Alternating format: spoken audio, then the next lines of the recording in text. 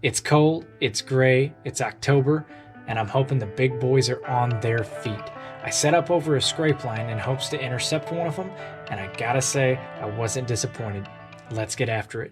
My name is Matt, and I live for moments like these. Guys, I killed the biggest buck of my life this morning. I'm far from an expert, but using persistence and a little bit of luck, I'm able to make some pretty cool things happen. I do my best to capture the entire harvest, the kill, the prep, and my favorite part, the meal. Because to me, it's more than a hunt. It's man versus deer. He is a mass monster. Holy cow.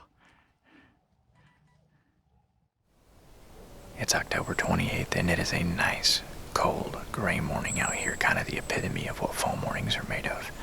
And I'm kind of excited. I got a lot of things going for me. I'm at the top of a draw, which is kind of a natural pinch point because there's thick stuff right on the other side of it. I've got a pretty good scrape line back behind me, and I'm on the travel pattern that deer used to go back to bed and also to hit those scrapes. So I got a lot of things going for me. I can hear acorns dropping in here like crazy too. In fact, I'm about 20 foot up in a white oak that has 3 trunks coming out of it. So I've got good cover. I've got good wind. I kind of snuck up that draw because there's no wind, so I was hoping my scent stayed in that draw. And it's a really deep ravine, so I think my access was good. We got all the mix-ins for a good morning going for us here today, so we're going to see what walks out, and hopefully it'll be something that makes me take the bow off the hanger. Before the sun came up, I had heard a decent amount of deer kind of moving around in the dark. So it was no surprise that after the sun came up, I was pretty well covered up in deer. A lot of the deer that I'd seen at the beginning part of the morning were small bucks, and I wouldn't say they were cruising, but they were definitely walking around with kind of a piqued curiosity, smelling everywhere that does had stepped. The does, whereas they weren't running from the bucks, definitely didn't want them around, and I could tell the little bucks had kind of harassed them for a little bit. So I wouldn't say they were chasing, but they were definitely kind of seeking some separation from each other.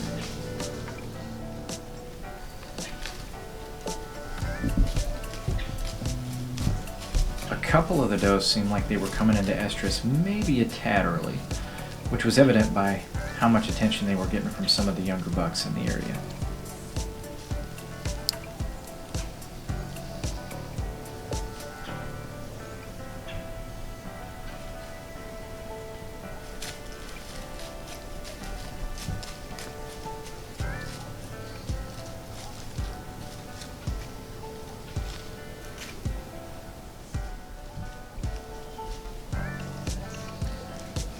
A little bit later in the morning, a small buck kind of came out from the thick stuff, and from the time he stepped out, he seemed really concerned about something that was moving down in the bottom of the holler.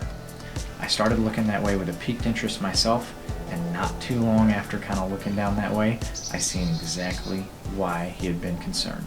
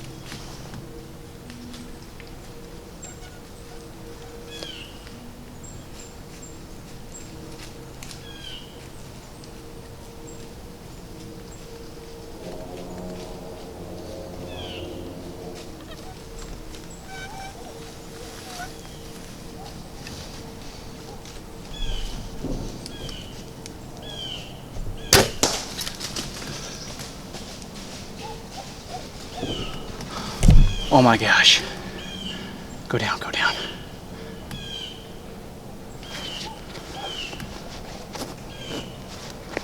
Go down, go down, go down.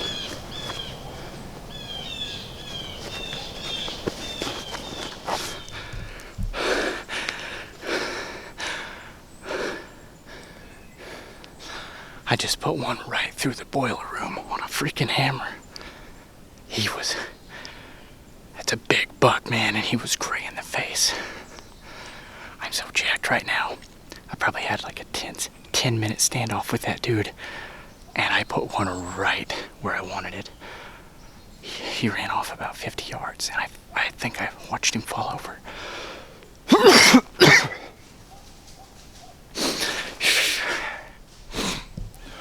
Man, I'm calmed down enough where I can actually talk now. That was insane. I had just had 3 does come through and 2 small bucks. And one of the does, one of the bucks was chasing around a little bit, smelling her every time she peed. And I was going to try to shoot one of them does, and I'm so glad I didn't. Good Lord definitely had his hand in that because I just couldn't make it work. And not too much longer after they passed in front of me, I seen a smaller buck come from the same direction, and he was kind of sniffing around, and he was smelling around where they peed, and all of a sudden he just froze. And he was small enough I wasn't going to shoot him anyways, but he just froze. And out of the draw, like there's 2 draws that kind of intersect like this, and I came up one and I didn't come up the other one because deer always come out of it. Well, I seen a deer coming up out of that draw, and I instantly seen antlers, and I'm like, that's a buck, that's a nice buck. He made his way up the draw and kind of made the other buck spooky. And I had about a 10-minute standoff with him. And the other buck kind of worked his way off because the bigger one was, it was his area. And finally some of the does started working their way back, and he finally started moving towards them. And I found a little pocket in between oak branches to shoot him. Shot him at 25 yards. Arrow went exactly where I wanted. I didn't stop him or nothing because he was already edgy. And I believe I seen him crash right over this hill. Man, I've got the shakes. But we're going to give him a few more minutes, and then we'll get down and go see what we got. I'm sure he's dead just over there. Well, I've got my stand all packed up. It's been about 30 minutes. This is the tree I was in. Flip you around. And triple trunked oak. I was sitting right about there. My buck actually came out of this draw and then worked his way up over here. When he saw those does, started walking here, shot him right there. Let's go see what the arrow looks like.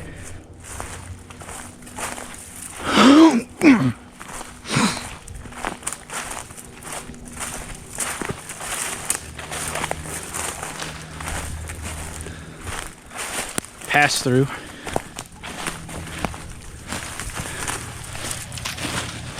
Good pass through. Good blood on those veins. That's a good looking arrow. So I'm gonna leave this right here, and I believe we'll find him just over this ridge, but we're gonna leave that there just in case and see if we can follow any blood. I believe he ran like right down through here.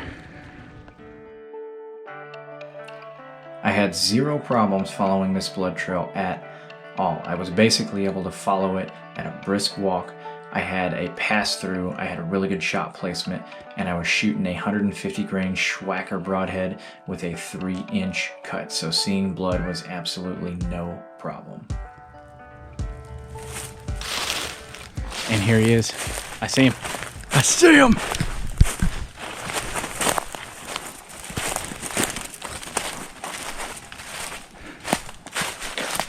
This is where he fell. Just gonna make sure he is dead. Oh my goodness.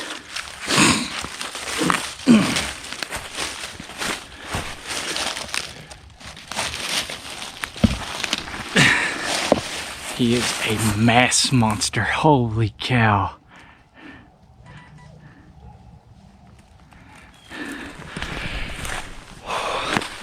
Thank you, Jesus, for that. That was amazing. He fell right where I thought he did. Trail was only, man, probably, I don't know, 50 yards. I'm just so blessed this morning.